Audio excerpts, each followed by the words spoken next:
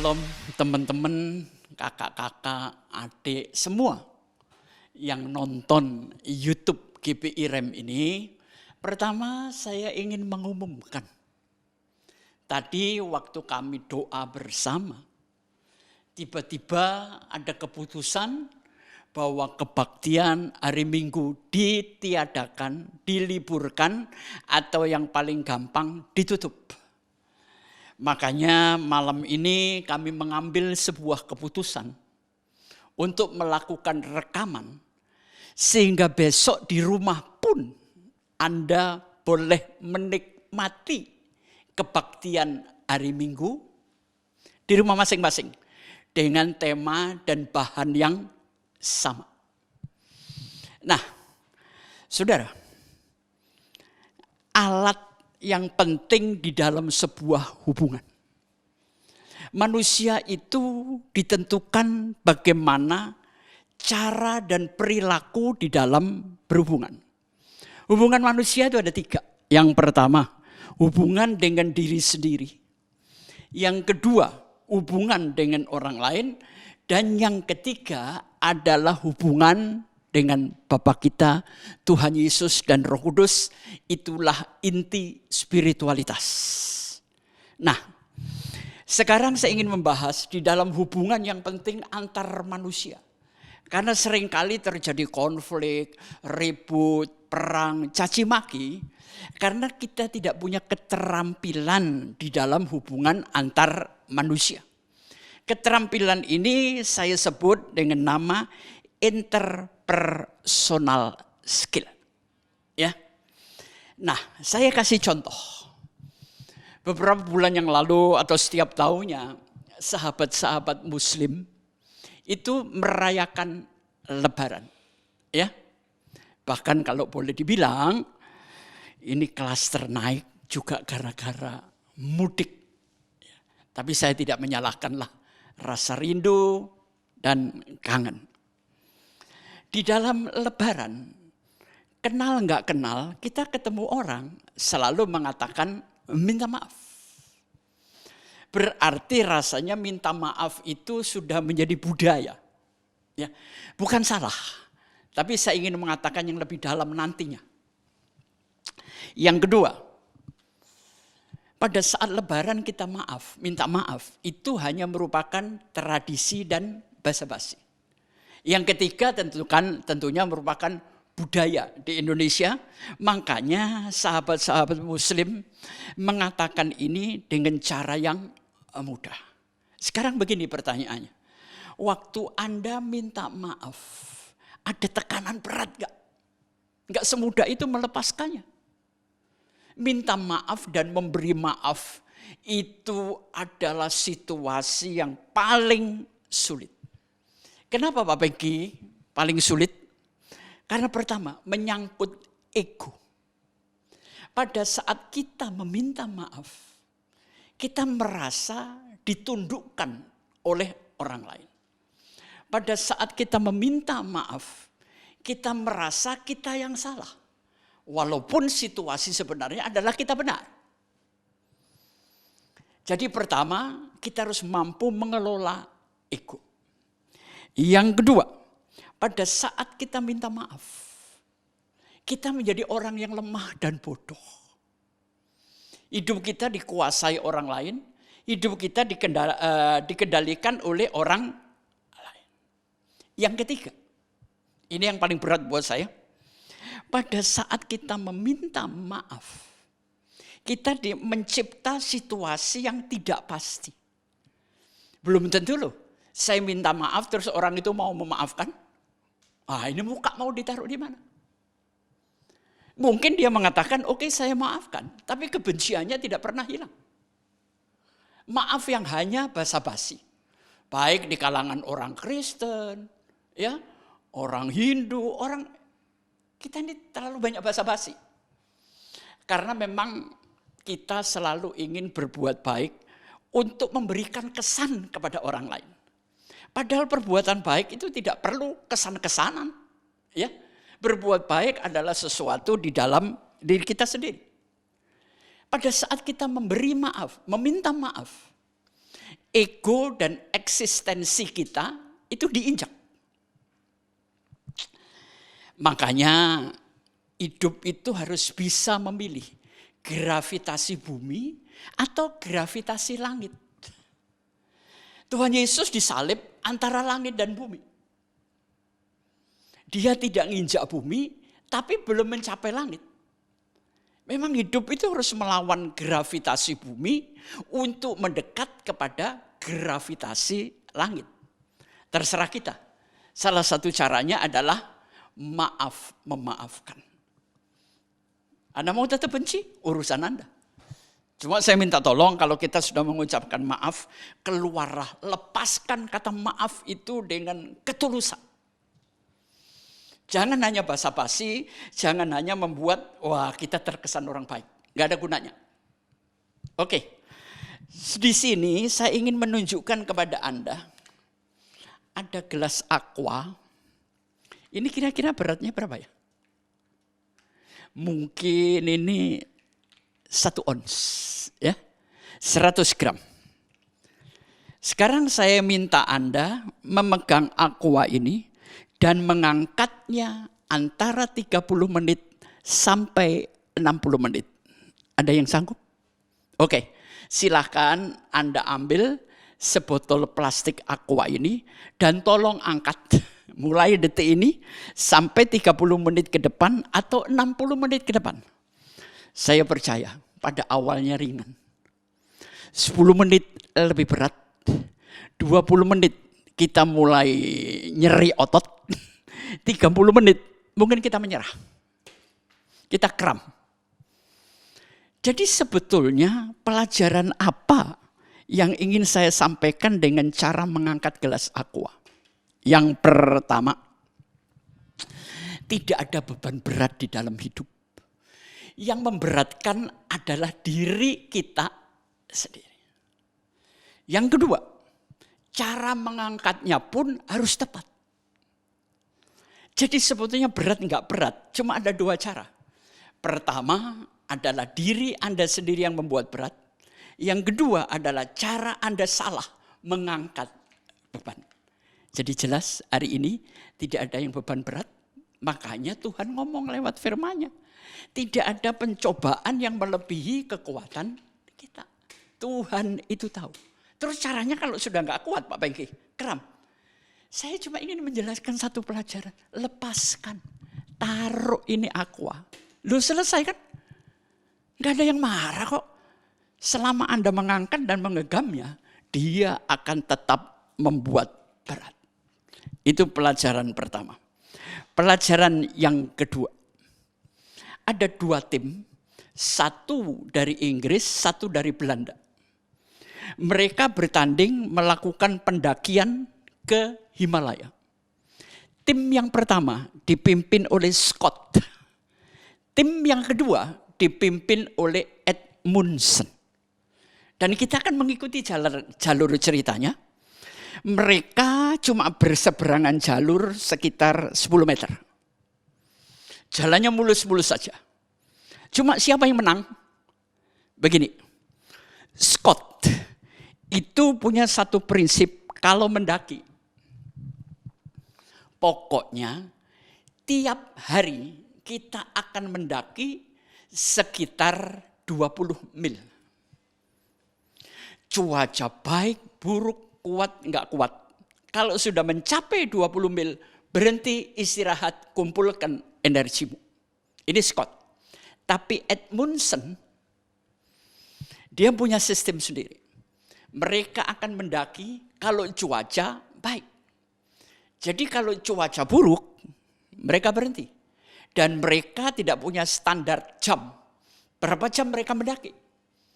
Pokoknya sampai lelah. Nah, berdasarkan prinsip-prinsip pendakian ini, menurut Bapak Ibu, siapa yang menang? Scott atau Edmundson? Ternyata dari kisah nyata yang saya baca, yang menang adalah Scott.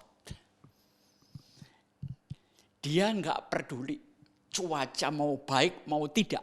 Pokoknya dia mendaki, setelah sekian mil harus berhenti. Walaupun cuacanya baik. untuk mengumpulkan energi besok. Jadi Scott mengajarkan kita disiplin, kepastian, tidak malas dan tidak menunda-nunda, tidak bergantung kepada situasi. Sedangkan Edmundson dia bergantung kepada situasi yang mengendalikan dia. Dan dia tidak punya standar disiplin. Jadi jelas di dalam pertandingan pendakian ke Himalaya, tim Scott lah yang menang. Jadi pelajaran apa? Yang pertama, hidup harus disiplin. Apapun yang ingin melakukan pencapaian, langkah pertama adalah disiplin.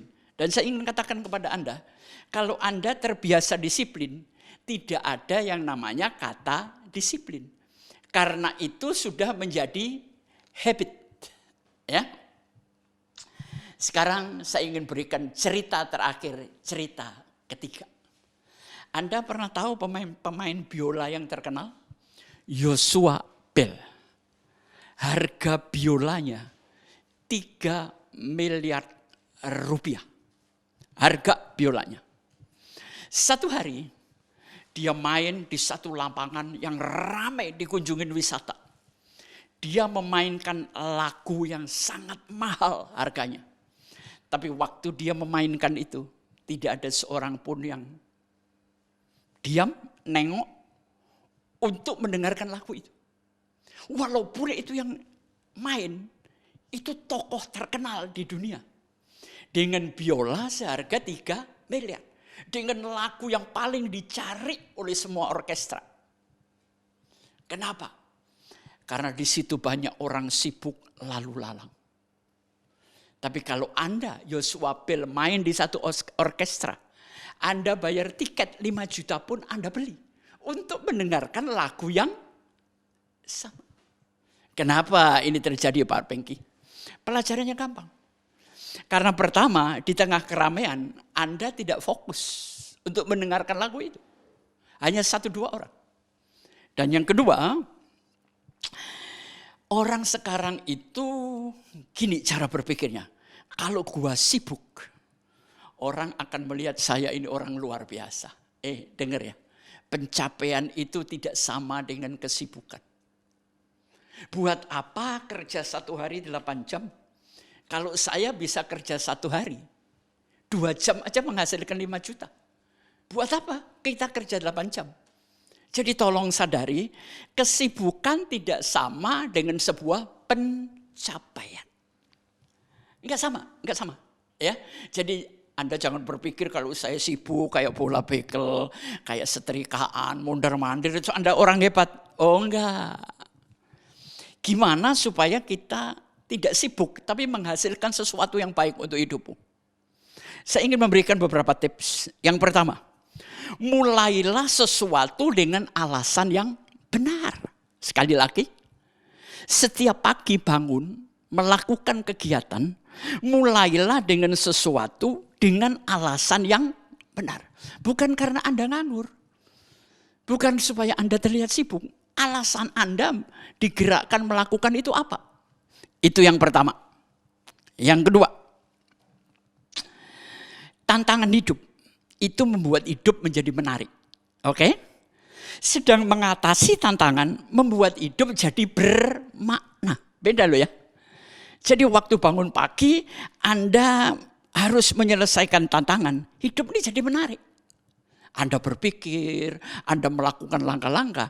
Dan pada malam hari Anda mampu mengatasi, hidupmu jadi bermakna. Itu yang kedua. Yang ketiga. Waktu Yesus bangkit, Thomas nggak percaya kan? Tapi kemudian dia kembali untuk seorang Thomas yang tidak percaya.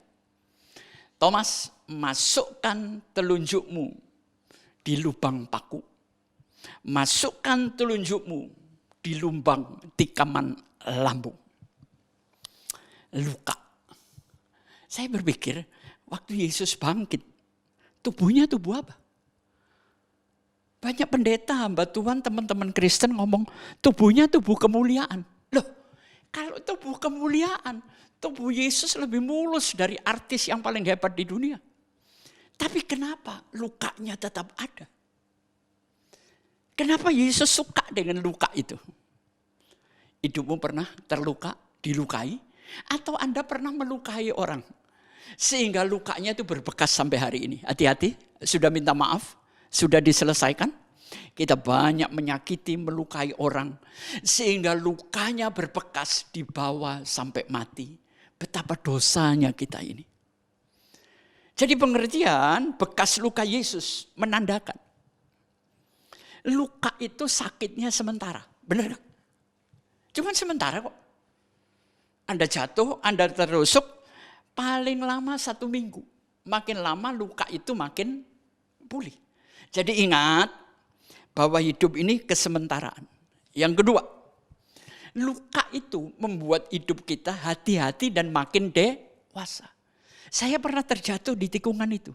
Dengan sendirinya waktu Anda melewati tikungan yang sama, bukan trauma, tapi Anda akan lebih hati-hati, menjadi lebih dewasa. Yang ketiga, luka itu memberikan kita kekuatan. Jadi kalau Anda punya pengalaman dilukai orang lain, Anda nggak secengeng kemarin, ya kan? Luka itu membuat kita punya kekuatan. Yang keempat, ini yang mungkin Anda nggak pernah pikir ya. Waktu luka Yesus itu berlubang, tembus. Dulu sebelum luka, bisakah cahaya masuk tangannya? Gak bisa. Tapi waktu luka itu berlubang, cahaya masuk. Luka itu membuat cahaya. Kekuatan Tuhan, kekuatan ilahi. Cahaya kebaikan akan menembus kehidupanmu. Ya, jadi luka itu penting. Supaya cahaya ini bisa menembus kita.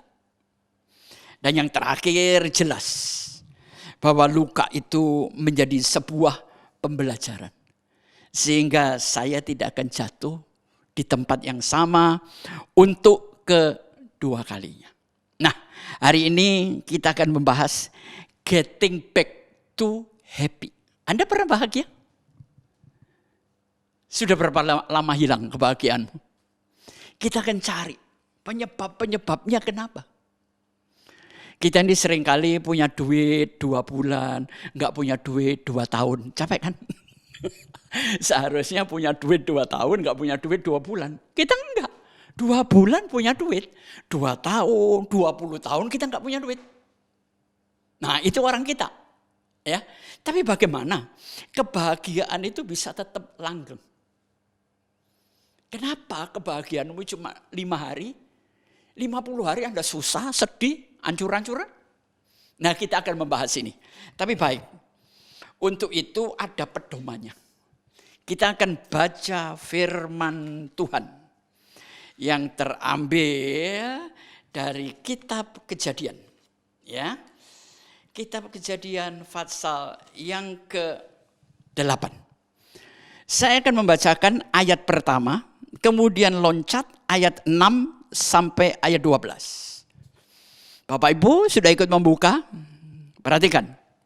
Ada perikopnya, judulnya air bah surut. Ayat pertama. Maka Allah mengingat Nuh dan segala binatang liar, segala ternak yang bersama-sama dengan dia dalam bahtera itu.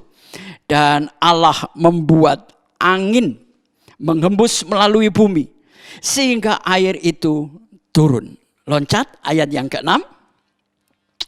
Sesudah lewat 40 hari maka Nuh membuka tingkap yang dibuatnya pada bahtera itu.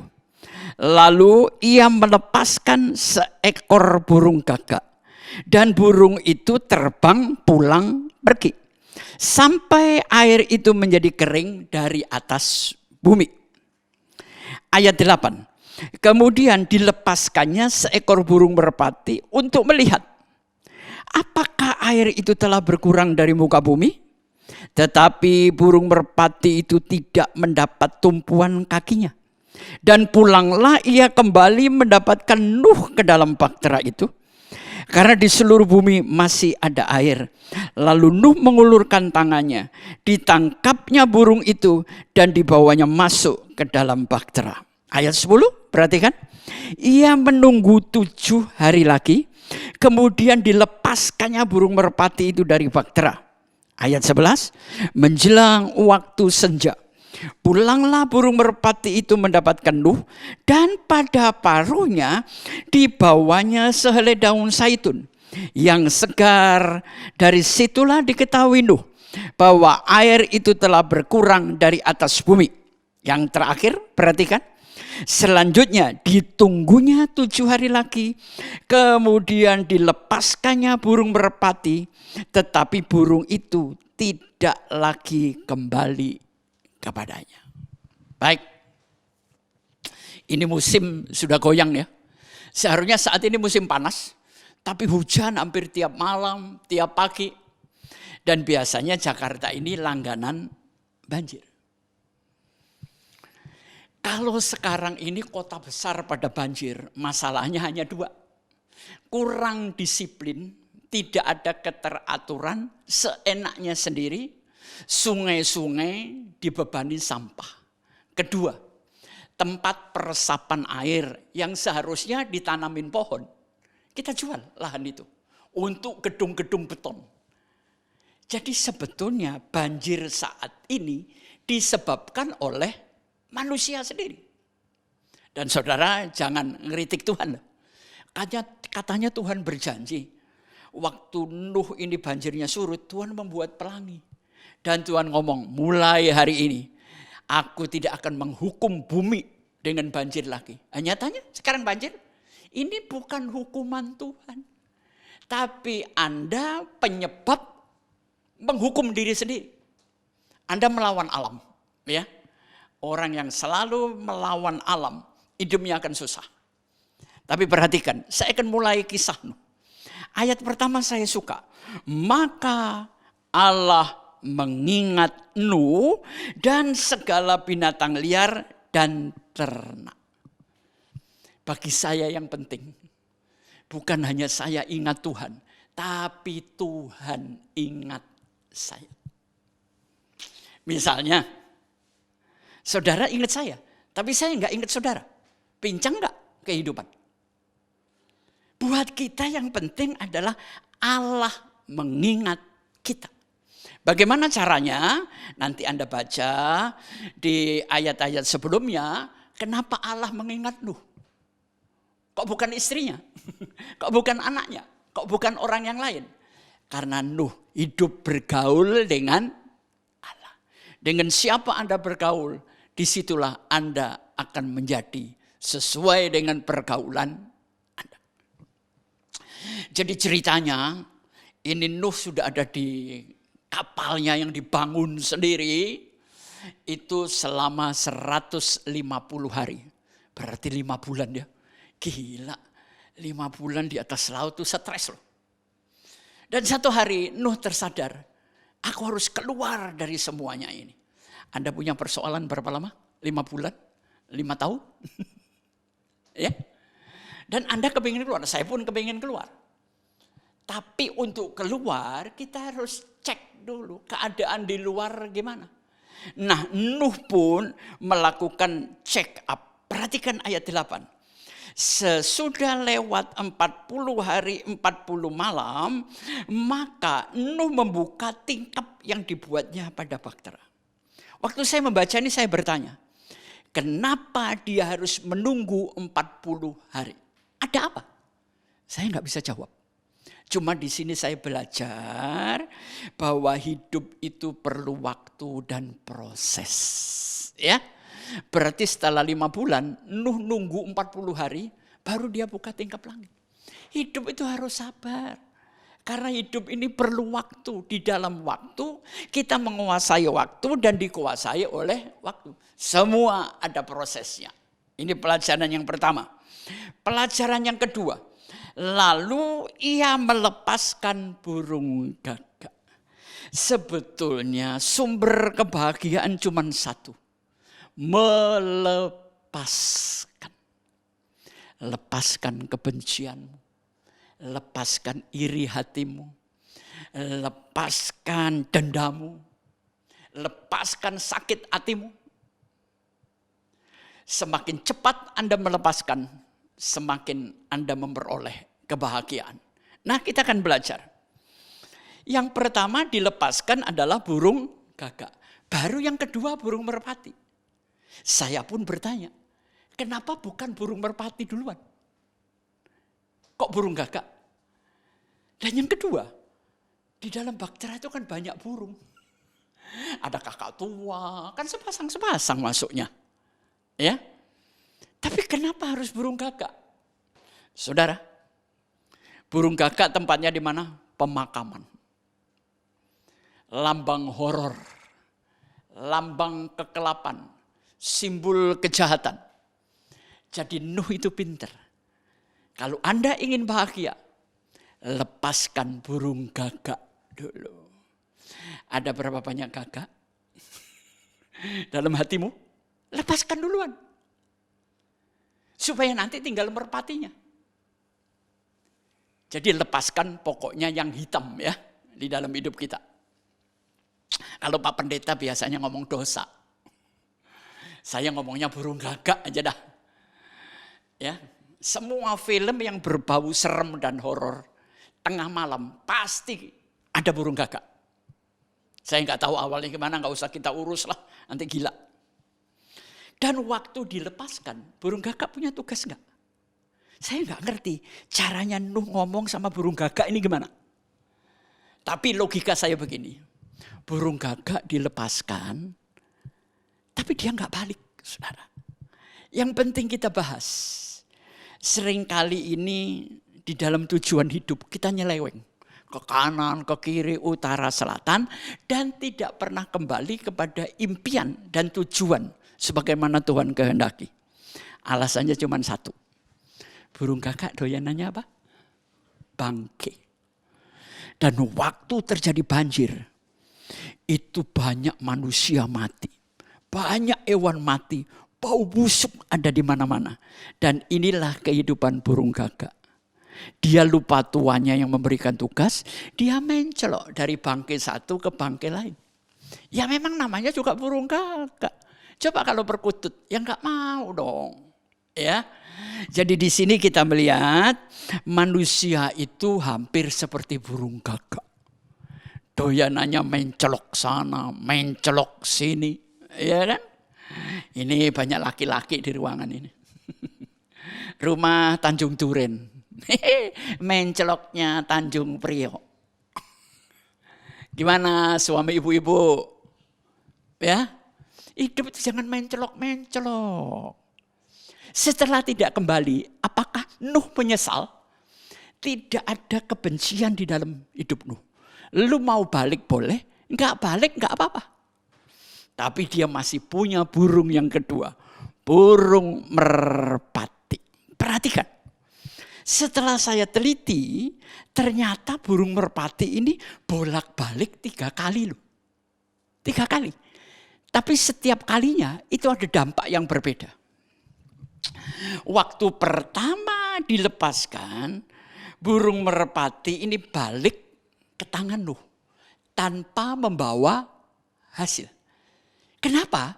Karena alasannya tidak ada tempat tumpuan kaki. Berarti sebetulnya kalau mau mencol di bangkai kerbau bisa enggak?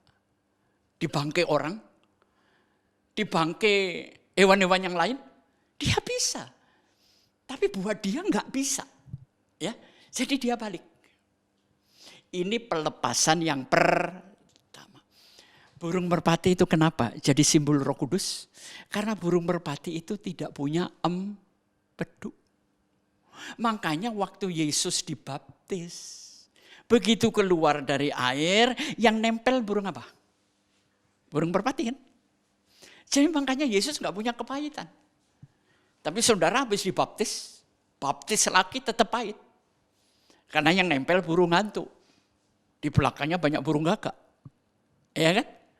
Kalau yang nempel burung merpati, hidup ini berubah. Jadi pertama, burung gagak simbol kejahatan. Dia liar, dia tidak akan pernah balik. Dia akan mencari mangsa lain. Tapi waktu Anda melepaskan merpati, inilah lambang kebaikan. Waktu Anda berbuat baik, capek. Nggak ada yang lihat, nggak ada yang bales. Saya kurang baik apa sih? Tapi apa balasannya? Nah ini, kebaikan tidak ada tempat berpijak. Yesus ngomong, aku tidak bisa meletakkan kepalaku sendiri. Jadi kalau Anda melepaskan kebaikan, dia balik tanpa dampak apa-apa, tanpa hasil apa-apa, ya sudah. Makanya berbuat baik, Anda berubah bukan untuk memiliki kesan orang melihat kita baik. Enggak. Perlakukan orang lain sebagaimana Anda ingin diperlakukan. Cuman itu aja. Nanti dia akan balik sendiri. Terus ayat yang ke-10 perhatikan. Ia menunggu 7 hari lagi, kemudian dilepaskan burung merpati. Itu.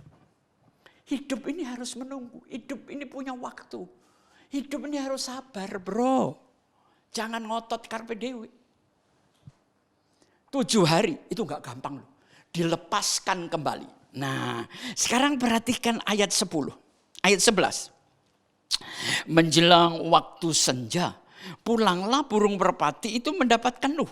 Dan pada paruhnya dibawa sehelai daun zaitun yang segar. Dari situlah diketahui Nuh bahwa air itu telah berkurang dari atas bumi.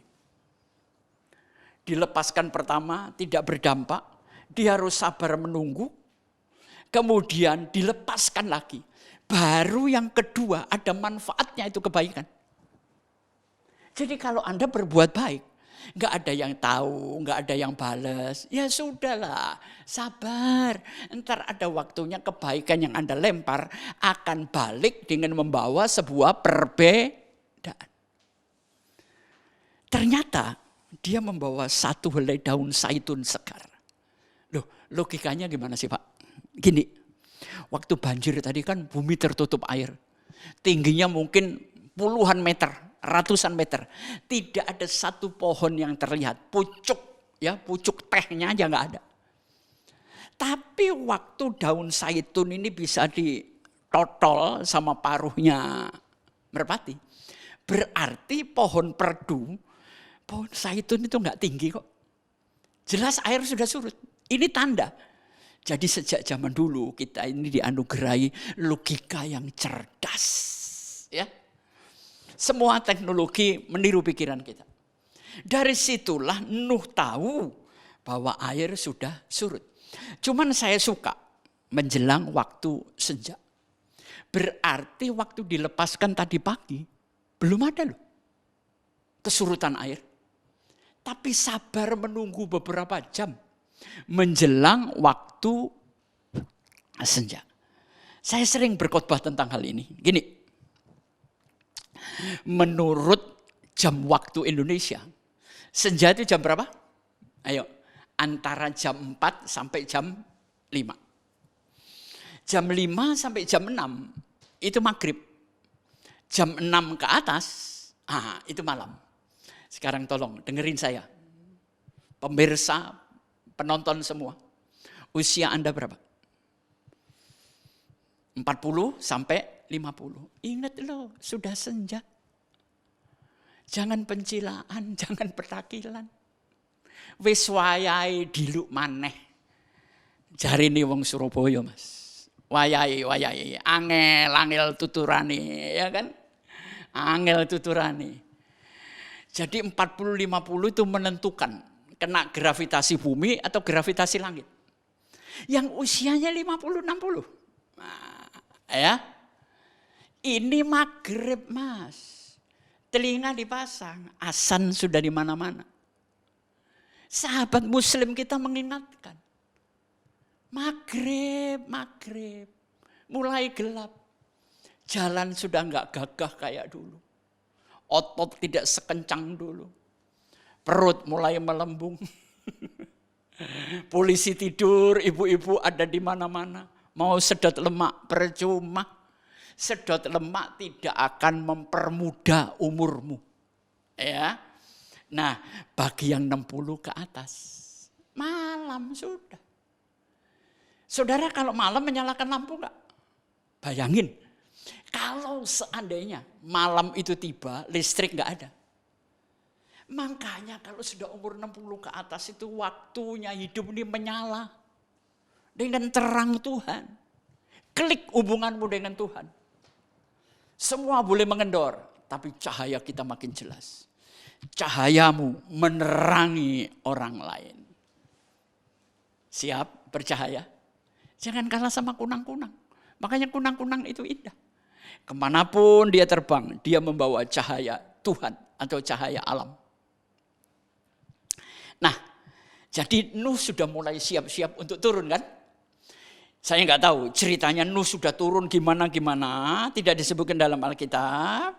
Tapi yang senang pulanglah burung merpati itu membawa sesuatu. Jadi kalau kita ini nanti pulang, bawalah sesuatu yang bisa dikenang orang lain. Kebaikan, nama baik, kehormatan. Yang penting ada daun zaitun. Itulah Injil Yesus Kristus. Buat semua yang mendengar ini. Apakah engkau siap pulang dengan Injil Yesus? Karena tanpa Yesus tidak pernah ada keselamatan di akhirat nanti. Saya cuma katakan itu aja. Semua agama baik. Tapi agama tidak pernah menjamin keselamatanmu sesudah engkau mati. Hanya Yesus yang menjamin. Akulah jalan, kebenaran, dan hidup. Siap jadi gagak atau merpati? Tapi merpati masih ada punya satu langkah lagi. Perhatikan ayat 12. Selanjutnya ditunggunya pula 7 hari lagi, kemudian dilepaskannya burung merpati itu. Tetapi burung merpati tidak kembali lagi kepadanya. Saudara, dilepaskan pertama tidak berdampak. Dilepaskan kedua berdampak. Dilepaskan ketiga selesai. Ingat, hidup ini juga akan selesai dan tidak pernah akan kembali lagi. Kesempatan kemarin lewat, dia tidak pernah akan kembali. Jadi kalau kemarin Anda berbuat baik, ya sudah, dia tidak akan kembali hari ini. Tapi kalau Anda jadi burung gagak, maka hidupmu di sekitar bau busuk, warna kematian dan bangkai. Mari Bapak Ibu, lepaskan yang jahat. Supaya di dalam hidup kita bersih. Dan lepaskan kebaikan setiap menit, setiap detik dalam hidupmu. Lepaskan kebaikan untuk anak cucu, untuk keluargamu. Ayo, kita belajar untuk melepaskan. Begini, sebelum saya akhiri, saya pernah memberikan satu panduan tentang seorang pemanah.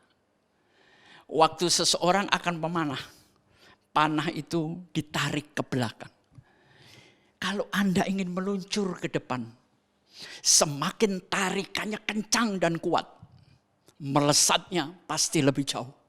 Jadi waktu hidupmu seolah-olah ditarik ke belakang oleh persoalan, mundur, semuanya hancur. Ingat, waktu tangan Tuhan melepaskan, engkau akan melesat jauh ke depan. Hidup itu seperti itu. Ayo kita belajar. Hari ini banyak yang seolah-olah hidup ditarik mundur. Finansial, cekak. Kesehatan, habis. Anak sekolah nggak bisa bayar. Tetaplah di dalam situasi yang paling negatif. Tetaplah berpikir positif. Tuhan hadir. Malam ada Tuhan. Siang ada Tuhan. Pagi ada Tuhan. Tuhan tidak pernah meninggalkan Anda. Jadi kunci kebahagiaan adalah melepaskan. Semakin engkau genggam, semakin engkau akan sakit. Lepaskan genggamanmu. Toh waktu kita dipanggil, kita nggak punya daya untuk menggenggam. Nggak ada orang mati tangannya mengepal, Pak. Nggak ada. Semuanya terbuka. Ya, jadi sebelum waktu ini sampai, kita udah senja loh ya. Udah senja, udah maghrib, udah malam, jangan genggam-genggam lah. Lepaskan aja burung merpati, lepaskan kejahatanmu, lepaskan nilai-nilai busuk, lepaskan pikiran-pikiran busuk, jadilah orang baik. Ya, kita perlu merenung. Itulah tema hari Minggu. jam 9 ini saya akan melepaskan tema ini. Supaya Anda juga belajar melepaskan. Saya sering ngomong sama teman saya, gimana nanti kalau anak-anak menikah semua? Ya orang tua harus rela melepaskan. Enggak bisa. Satu hari nanti Tuhan dan Allah memaksa kita untuk terlepas. Semuanya kalau sudah tua, otot enggak terkait lagi, kendor. Makanya gunakanlah waktumu dengan baik-baik sebelum senja itu datang, lepaskan semuanya. Tapi untuk kita meneliti lebih jauh, perhatikan gambar yang di samping. Ini rupanya ada salah tulis, maaf. Mestinya temanya adalah getting back to happy. Tapi tim saya menulisnya getting back to habit. Nah, jadi minta maaf. Jadi gambarnya adalah getting back, mengambil kembali kebahagiaan. Gambar yang pertama, itu tadi tema. Ada orang menghadap tembok, Anda perhatikan, sambil ada tulisan halt. Kapan kita tidak bahagia? Hindari halt ini. Halt itu adalah lapar. Bukan hanya lapar perut, lapar cewek, lapar kuasa, lapar semuanya membuat kita nggak bahagia. Kedua, anger. Waktu Anda marah, kebahagiaan itu loncat dari hidupmu dan copot. Yang ketiga, lonely. Sebetulnya kalau lonely ini saya bisa membantah. Kesendirian itu bukan berarti Anda sendiri. Di tengah keramaian Anda bisa sendiri. Karena Anda gak cocok dengan kawan Anda mengasihkan diri. Jadi hidup tidak pernah sendirian. Yang menyebabkan kita gak bahagia apa? Yang keempat, tired, capek. Lelah, gampang marah, hindari. Ini rumusan secara fisik tentang hal. Tapi kita masuk ke gambar yang kedua. Ada anak kecil santai, tulisannya apa? Cool, calm, confidence. Apapun yang terjadi, cool-cool aja lah, kalem-kalem aja. Semuanya ada waktunya dan tetap percayakan dirimu kepada Tuhan, maka engkau punya percaya diri. Sekarang saya akan menunjukkan gambar yang ketiga. 3 tipe dalam kebahagiaan. Tipe yang pertama adalah tipe rockstar. Anda di tengah pesta, waduh bergembira ria. Orang gak bisa membedakan antara senang ya dan bahagia. Jadi tipe rockstar adalah orang yang bahagia di tempat-tempat pesta. Tipe yang kedua adalah flow. Di mana saudara tidak menentang apa yang sedang terjadi. Orang bahagia waktu Anda tidak menentang dan tidak berontak apa yang terjadi. Dirangkul, diamati, dikembangkan, dan dilepaskan. Itulah tipe flow. Tapi tipe yang ketiga, hidupmu akan bahagia saat meaningful. Hidupmu bermakna untuk anak istri, untuk keluarga, untuk orang lain. Ya. Nah, gambar yang kelima. Ada tulisan Symphony of Love. Kenapa sih cinta itu ada di mana-mana? Karena Tuhan menciptakan kita dengan kasih. Orang tua kita, maaf ngomong, membuat kita itu juga dengan cinta kok. Apakah ibumu diperkosa dulu? Enggak juga kan? Kita lahir karena papa mencintai mama. Karena mama mencintai papa. Saudara, gitar kalau bunyi sendiri kurang enak. Tapi kalau bisa selaras dengan biola dan piano, itu simfoni. Apa artinya Symphony of Love? Love itu adalah singkatan dari listen to unheard. Dengarkan kata-kata yang tidak terdengar. Waktu anak Anda menangis, dia gak berani ngucapin sesuatu. Tapi lihatlah air mukanya. Ada kata yang lebih jelas. Yang kedua, observe to unseen. Kita melihat tapi gak pernah mengamatin kan? Gak pernah, amati segala sesuatunya. Detail-detailnya, itu punya pesan. Yang ketiga, visualize your love with passion. Cinta itu harus diwujudkan. Sekarang bayangin Anda pacaran, Cintanya setengah mati. Tapi selesai makan bayar sendiri-sendiri. Itu namanya kampret. Ya, nggak usah jadi laki lah. Ya, hidup tunjukkan dengan sebuah perbuatan. Yang keempat adalah E-nya encourage with purpose. Kita harus berani menyongsong hari esok. Anda cinta, tapi Anda nggak mau menikah, berarti Anda pengecut dong. Anda tidak berani menghidupi pasangan. Wong hidup sendiri aja berat, Pak. Apalagi anak orang lain, kan gitu pria zaman sekarang. Belum lagi lahir anak-anak. Oke, sekarang gambar yang ke-6. Way power dan will power. Anda harus tahu cara. Anda harus tahu jalannya untuk bahagia, yaitu melepaskan. Tapi juga harus ada kemauan, kekuatan kemauan. Ya. Selanjutnya, gambar yang ke-7. Ada gambar understanding the purpose. Masa depan harus digambarkan, diamati. Halangan apa, tantangan apa. Tapi jangan lupa, di dalam memasuki hari esok, kekuatan doa itu penting. Karena Tuhanlah segala sesuatu. Dia lebih tahu lebih dahulu daripada kita. Nah, kalau Anda sudah bahagia, delivering happiness. Bagikan kebahagiaanmu. Jangan cuma bahagia sendiri. Jangan menuntut orang lain untuk membahagiakan saya. Bahagia itu nggak perlu pakai sebab. Saudara, saya pernah menulis satu buku. Bahagia tanpa sebab. Kalau bahagiamu karena uang banyak, itu ketergantungan namanya. Ya kan? Nah, sekarang gambar 9. Waduh, ada durian Medan ini gambarnya. Apa isinya? You will find happiness inside your problem. Waktu Anda mau membuka durian, susah enggak? Kalau enggak biasa pakai pisau, pisaunya patah kena kita. Mau pakai tangan luka semua. Tapi kalau Anda berhasil membukanya, durian itu nikmat sekali. Makanya saya gambar durian. Jadi sebetulnya di dalam problem, kalau Anda mampu mengatasi hidupmu bermakna, tantangan membuat hidup menjadi menarik, jadi buah durian adalah gambaran kebahagiaan. Dan ingat, hidup saat sekarang, hari ini, detik ini, bukan nanti. Live in moment. Tinggal 3 gambar. Gambar yang ke-10 penting. Ada tulisan tim. Kita ini satu tim ya.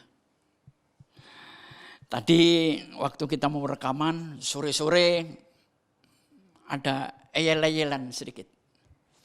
Ya saya ngotot Pak, rekamannya sekarang. Tapi nanti yang nyebarin nggak mau, nunggu besok.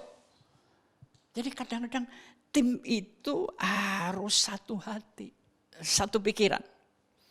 Apa artinya tim? T-nya adalah together, kebersamaan, sehati, sepikir. Yang kedua, everyone. Di tengah keperbedaan. Mau Jawa, mau Cina, Ambon, Batak. Everyone. Akan mendapatkan aja apa? More. Lebih. Achieve, pencapaian. Kalau tim itu bekerja sama dengan baik, pencapaian GBI REM akan lebih mudah. Memang masing-masing orang dalam tim punya kepentingan. Tapi kepentingan ini harus di dalam kepentingan gereja. Enggak boleh kepentingan gereja ada di dalam kepentingan kita. Ini yang salah ya. Jadi tim artinya together everyone more achieve.